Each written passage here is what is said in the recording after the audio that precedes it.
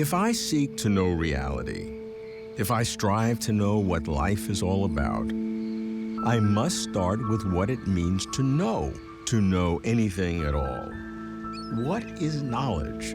Let's say I believe something about the future. Next month, the stock market will rise 500 points. Suppose my belief turns out to be true. Next month, the stock market does rise 500 points. Was my original belief knowledge? Was my original belief justified? It could have been a lucky guess. How to distinguish beliefs that are justified from beliefs that are mere opinions? It's called epistemology, a branch of philosophy dealing with theories of knowledge. It's a perennial question, and I've been exploring how the arts seek insights into perennial questions. Taken together, can art and epistemology seek insights in each direction? Can art enhance theories of knowledge? And can theories of knowledge enhance appreciation of art? Can art and knowledge enhance each other? I'm Robert Lawrence Kuhn, and Closer to Truth is my journey to find out.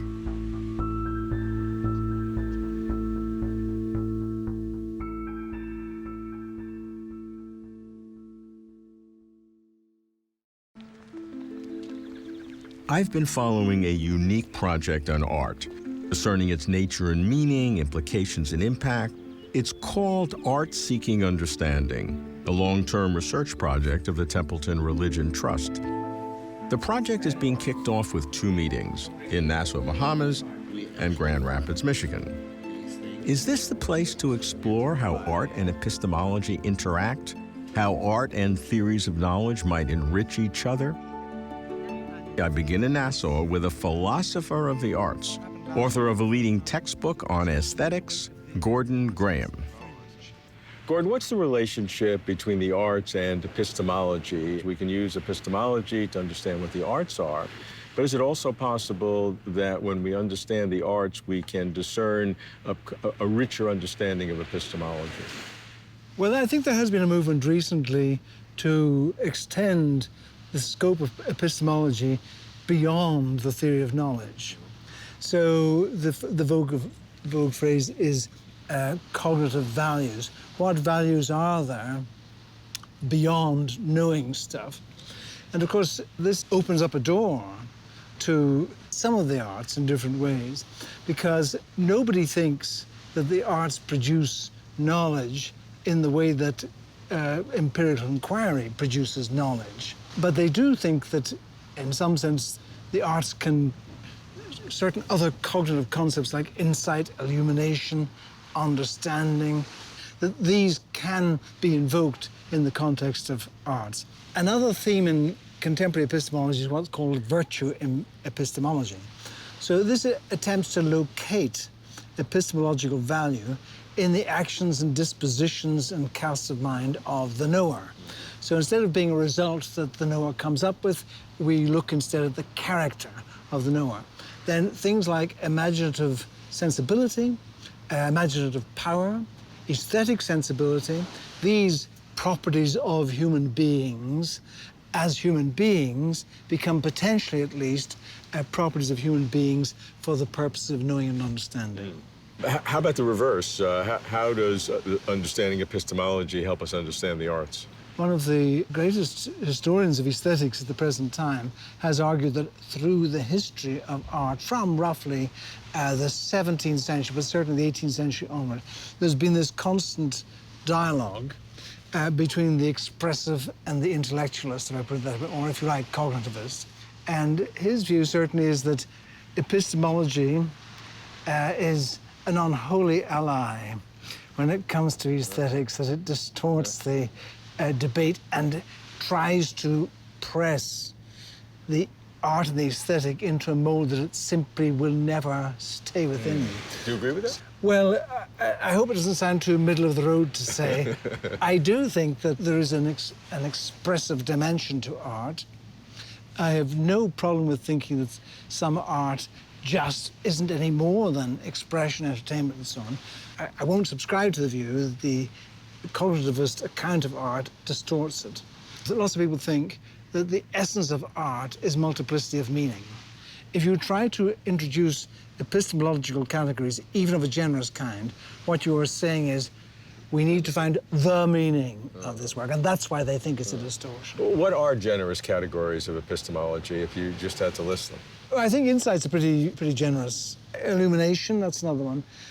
I want to, though, leave the concept of knowledge aside for a little bit and focus instead upon the concept of understanding human experience. I think the key concept is experience. That's what our lives are made of.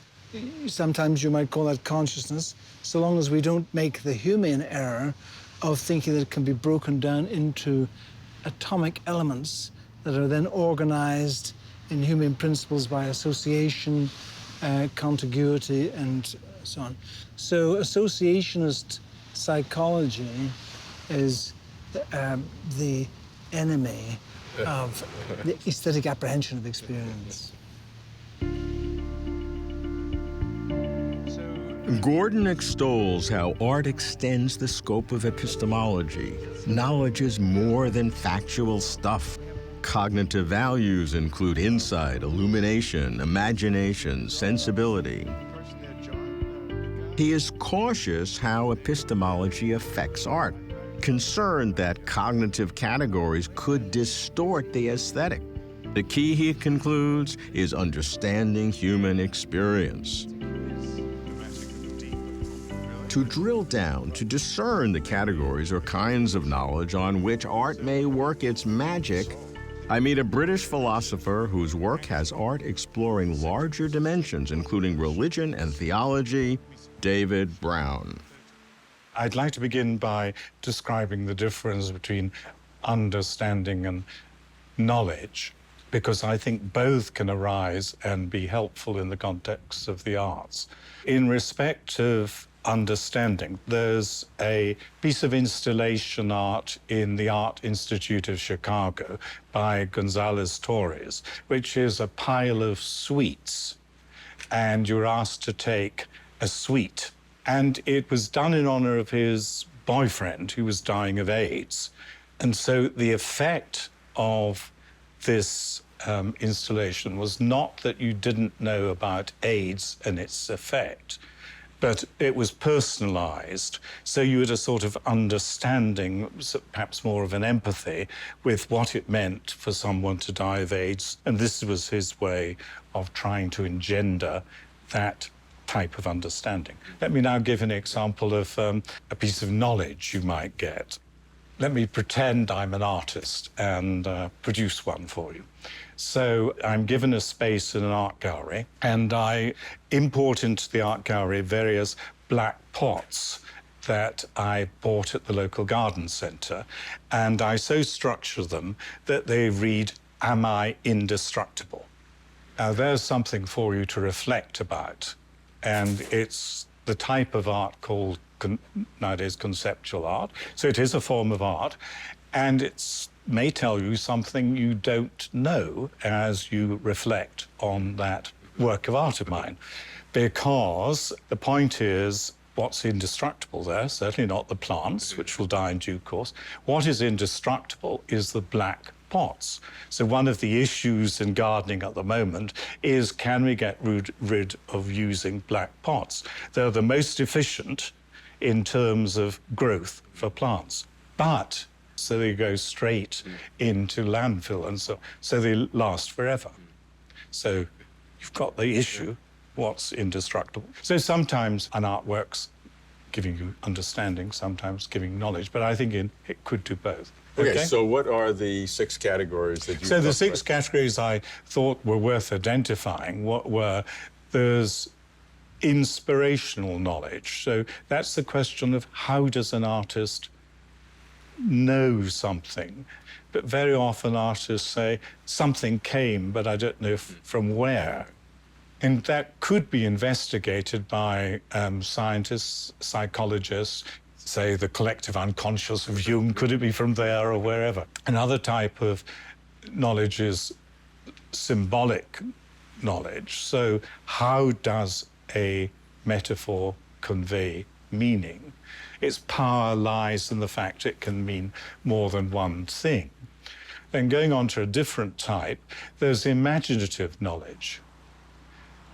Now, does a taxi driver have imaginative knowledge of a city, or is that non-image in the sense that he knows the route, but that's all? He hasn't any feel of how the city works or something.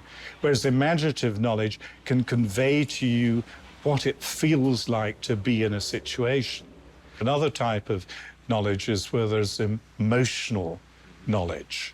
So Tolstoy's War and Peace, for example, was wanting you to be emotionally involved so that you saw the dreadful cost of war. Different again might be what I'd call performative knowledge, where you were actually trying to bring something about.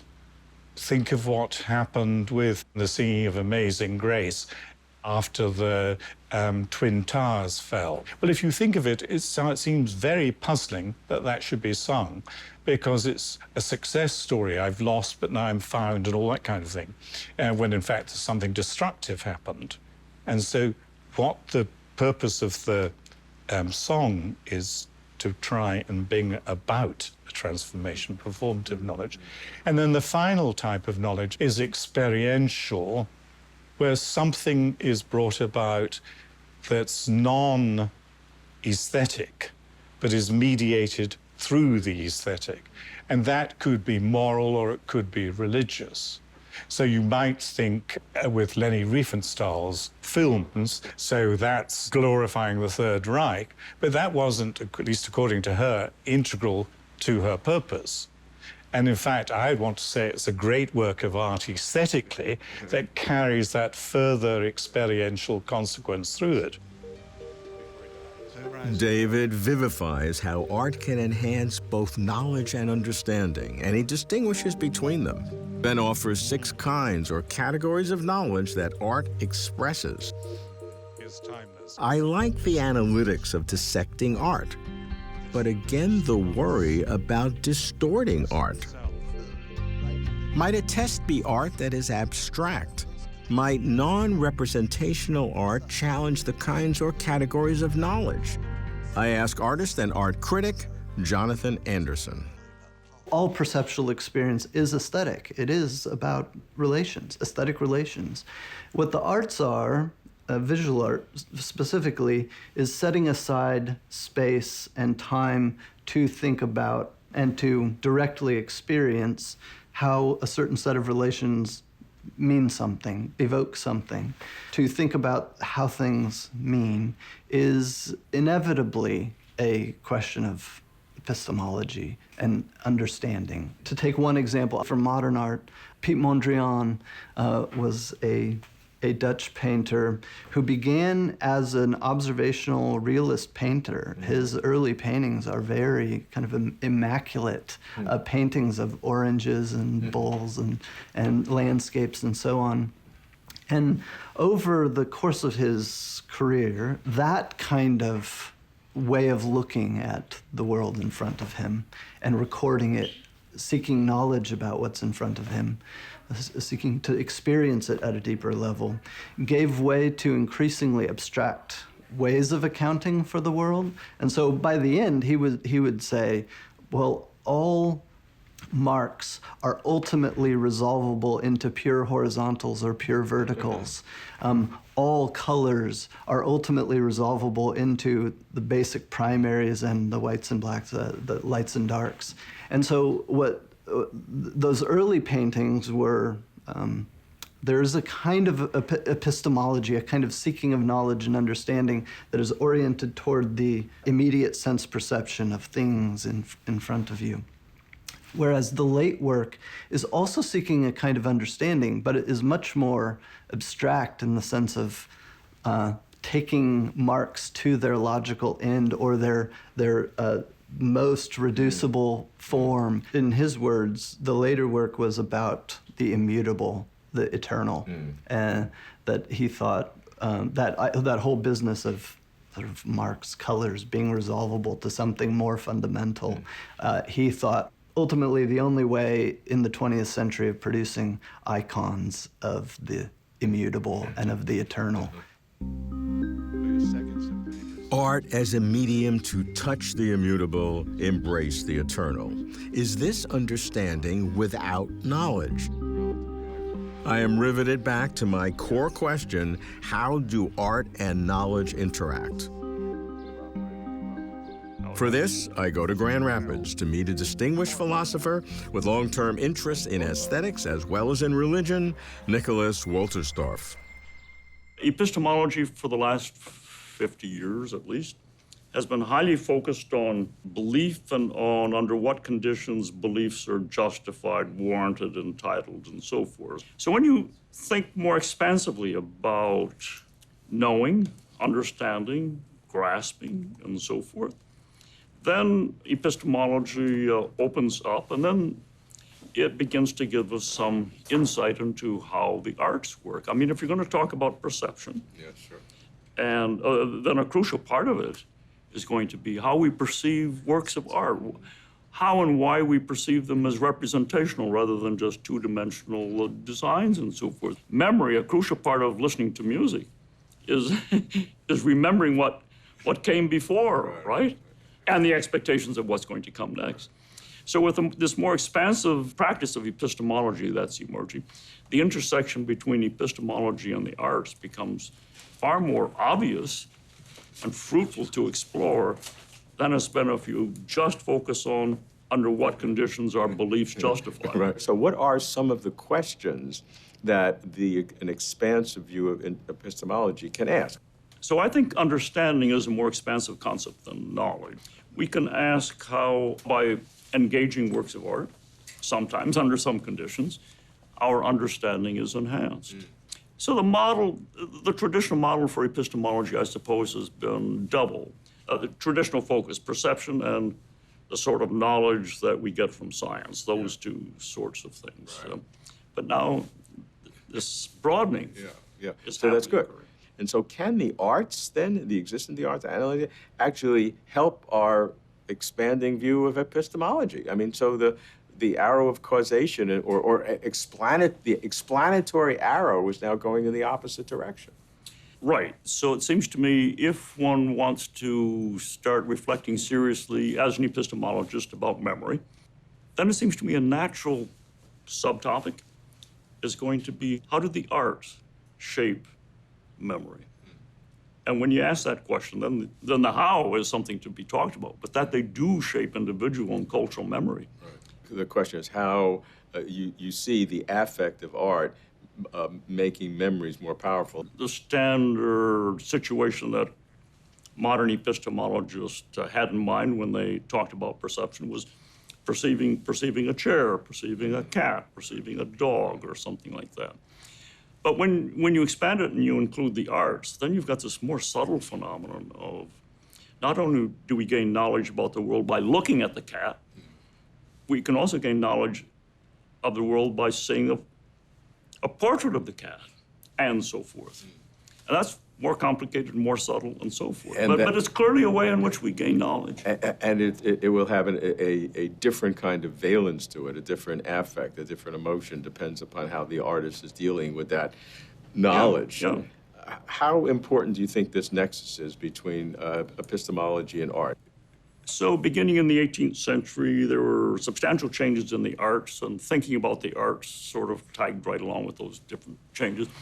And we began to focus on beauty and aesthetic qualities and so forth. So with a more expansive understanding of art, present the world in a certain way. And the world may be that way or it may not be that way. And so art may block understanding or may enhance understanding, may confirm understanding.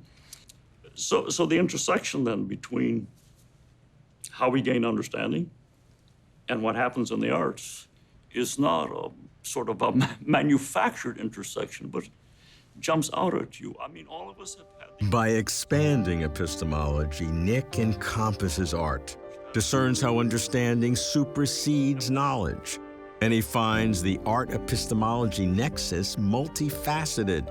Theories of knowledge enhance appreciation of art, and art enhances theories of knowledge. It's a deeper sense of art enhancing understanding, and it conveys more confidence in expanding epistemology in the first place. It all gets back to the kinds of questions we ask, the kinds of knowledge we have, and the kinds of understanding we seek. What fundamentals underlie the questions, knowledge, understanding? I explore all this with a philosopher who is also an artist, Nathan Jacobs. I think one of the ways in which epistemology can help us understand art is by bringing to bear the very sorts of questions that it's always asking about how we know anything, right? So when we're talking about whether or not art moves us in certain ways, we immediately run into all the epistemological work that's already been done on issues of epistemology itself. Well, does that mean we have to have a correspondence, verification in some ways? So if the answer is yes, then we have to sit here and we have to say, okay, well then what is reality, and in what ways has your understanding shifted away from it as a result? If correspondence is not the necessary condition for determining those sorts of things, then we can approach it differently.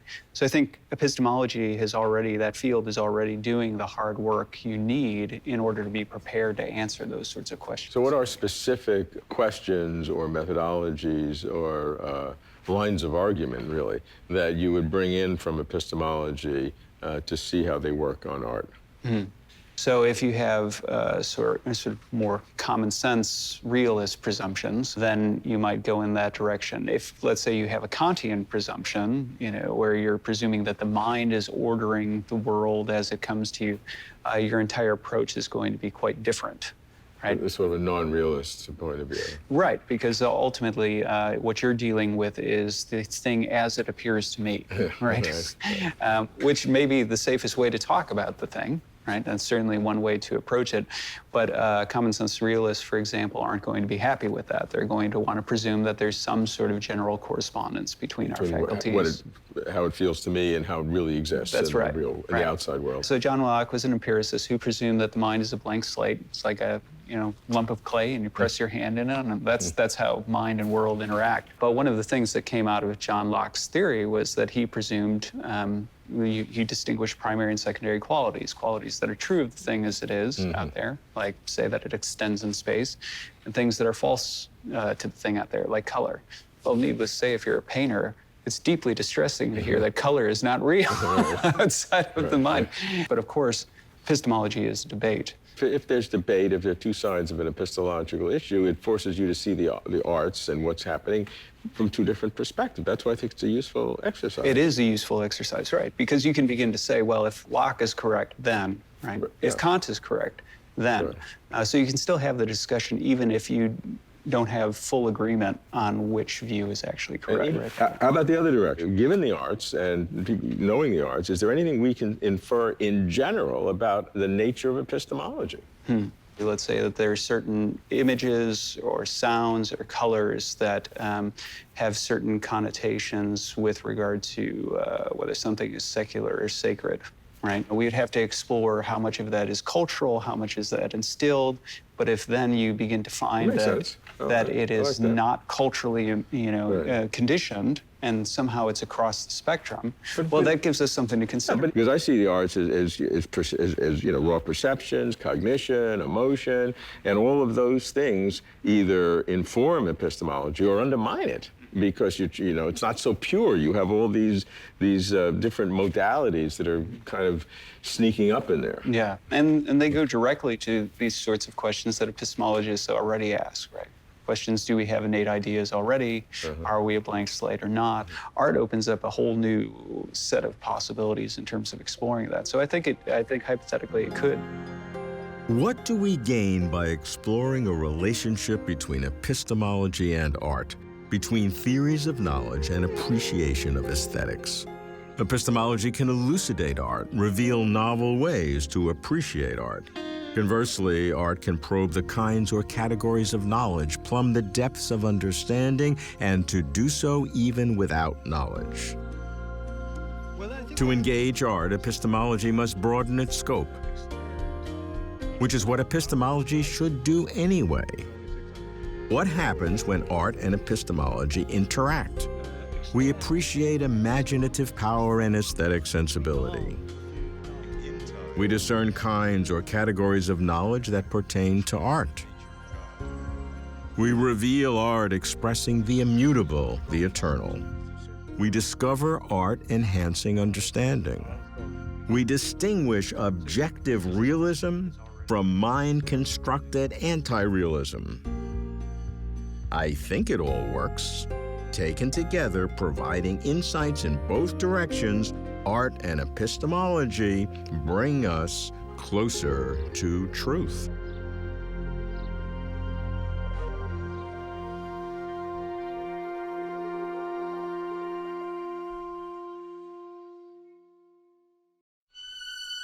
For complete interviews and for further information, please visit closertotruth.com.